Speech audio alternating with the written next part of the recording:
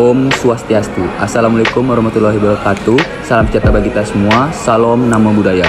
Kami, mahasiswa dari Universitas Pendidikan Nasional. Video ini dibuat untuk menyelesaikan salah satu tugas kelompok di mata kuliah Kewirausahaan dengan dosen pengampu Desa Made Febri Purnama Sari SEMN.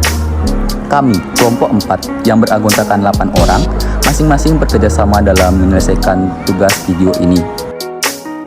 So, langsung saja ini dia presentasi dari kelompok kami. Saya Dani Digantara, di sini saya akan memandu video presentasi kali ini. Sebelum itu, izin saya untuk memperkenalkan anggota kelompok kami.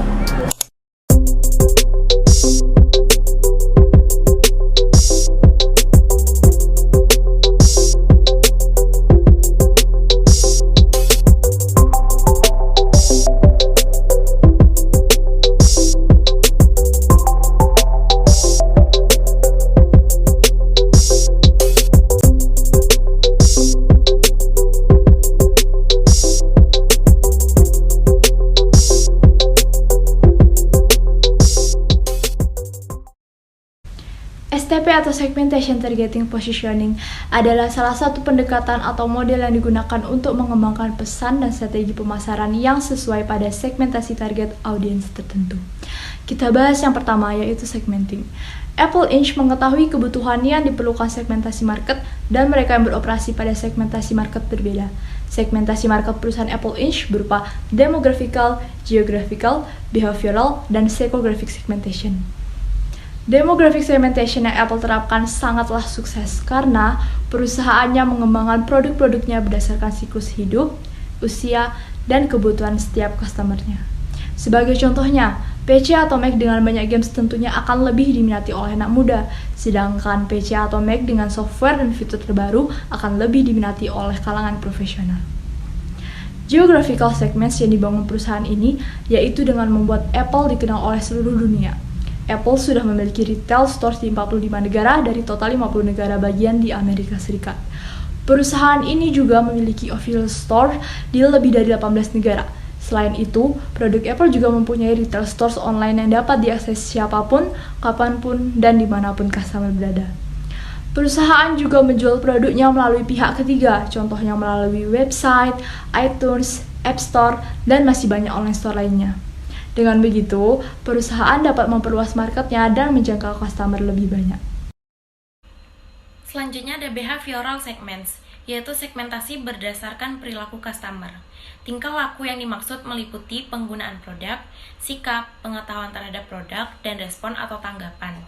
Melalui advertising, Apple Inc. menyediakan pengetahuan tentang produknya dengan cukup lengkap untuk para customer. Apple juga sukses membuat brand image yang kuat. Dengan image yang dibuat Apple, perusahaan secara kontinu mengembangkan berbagai inovasi dan ide-ide demi menarik lebih banyak pembeli. Selanjutnya ada psychographic segments, juga merupakan ranah Apple dalam berkompetisi dengan produk lainnya.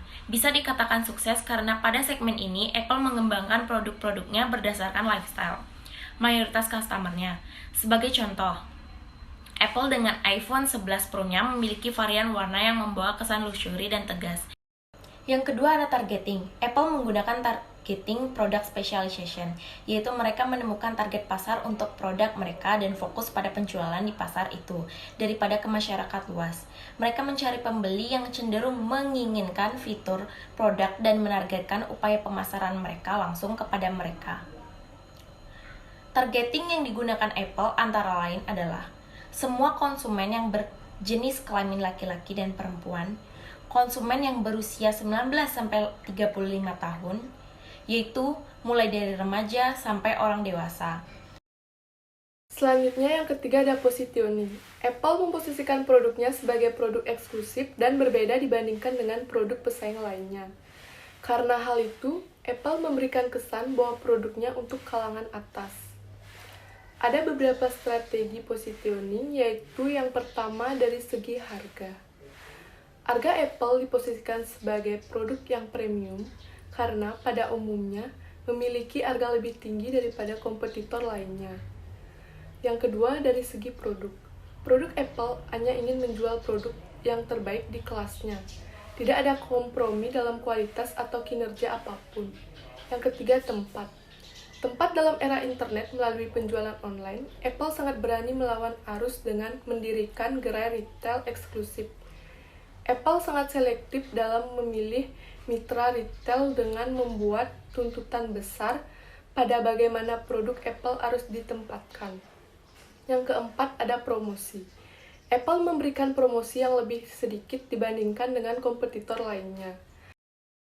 Analisis SWOT.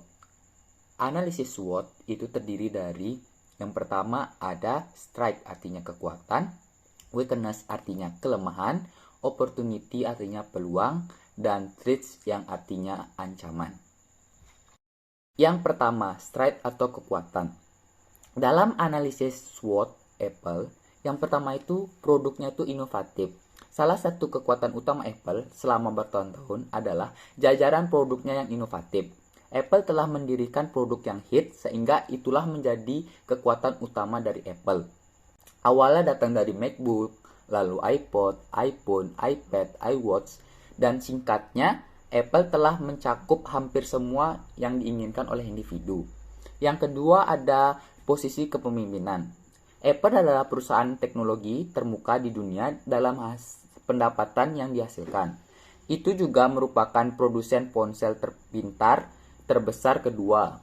Yang ketiga ada ekuitas merek. Secara alami, berada di posisi kepemimpinan yang mengharuskan ekuitas merek Anda tinggi.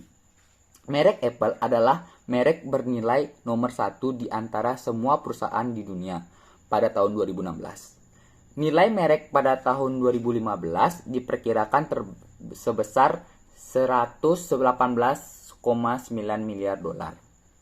Yang keempat dan yang terakhir ada desain dan teknologi.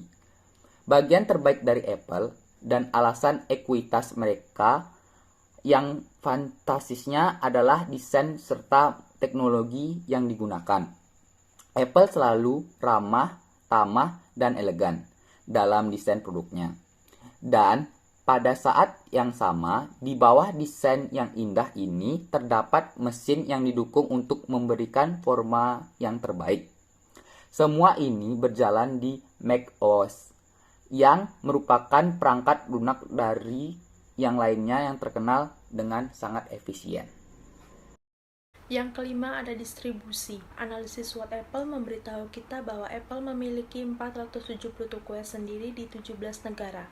Selain toko-toko ini, ia menjual melalui mitra dagang, saluran online, serta melalui toko retail premium lainnya. Memasuki toko retail milik Apple adalah pengalaman yang luar biasa. Selain itu, Apple juga meluncurkan bar Genius Apple untuk langsung menyelesaikan masalah pelangganan di dalam toko retail tersebut. Dengan demikian, konsentrasi Apple pada penjualan dan distribusi layanannya melegenda. Yang keenam ada pekerjaan Steve. Salah satu faktor kunci dan pemimpin Apple juga orang yang dicintai di industri teknologi. Dia adalah inspirasi bagi semua pemasar dalam cara dia memimpin orang-orangnya sendiri dan cara dia membawa hidupnya dan merek Apple bersamanya. Ketujuh ada margin, salah satu utama keunggulan dari Apple. Sebagai sebuah perusahaan adalah margin yang diperintahkan atas produknya. Yang kedelapan ada fokus konsumen. Apple selalu merancang produknya sebagai fokus pada konsumen sambil tetap memperhatikan masa depan. Mereka selalu mencoba membayangkan hal-hal yang bahkan belum terbayangkan oleh mereka. Weaknesses atau kelemahan dalam analisis SWOT Apple. Dengan perusahaan yang merupakan pimpinan pasar dan inovatif, sangat sedikit kelemahan yang kita harapkan. Namun, berikut ada 3 kelemahan yang mungkin dihadapi oleh Apple. Yang pertama itu, ada ketidakcocokan. Masalah utama di Apple sebagai sebuah perusahaan adalah banyaknya produk yang tidak kompatibel dengan perangkat lunak atau aksesoris pihak ketiga. Nah, jadi secara keseluruhan, ketika kita membeli produk Apple, maka kita telah memasuki dunia Apple dan kita harus melanjutkannya dengan Apple saja. Itu pun berdampak besar pada pengambilan keputusan konsumen. Nah, yang kedua itu ada ketergantungan. Pada beberapa produk Apple hanya memiliki 7-8 produk dalam portofolionya dibandingkan dengan berbagai produk yang dimiliki pesaing terdekatnya seperti Microsoft dan Google. Maka dari itu, ketergantungan pada Apple, setiap produknya sangat tinggi. Nah, jika satu produk gagal, maka itu adalah kerugian 10% bagi Apple. Maka dari itu, ada permintaan umum dari Apple untuk menambahkan portofolio produknya. Yang ketiga, opportunities atau peluang dalam analisis SWOT Apple. Yang pertama, mobil Apple. Secara alami, dengan Facebook berkembang dengan Instagram, Oculus Rift, WhatsApp, dan lainnya, dan Google berkembang dalam 10 cara berbeda. Apple ingin mencari tahu beberapa produk baru yang dapat diluncurkan Apple. Yang kedua, ada kemajuan teknologi. Dalam industri teknologi, kemampuan teknologi selalu menjadi peluang.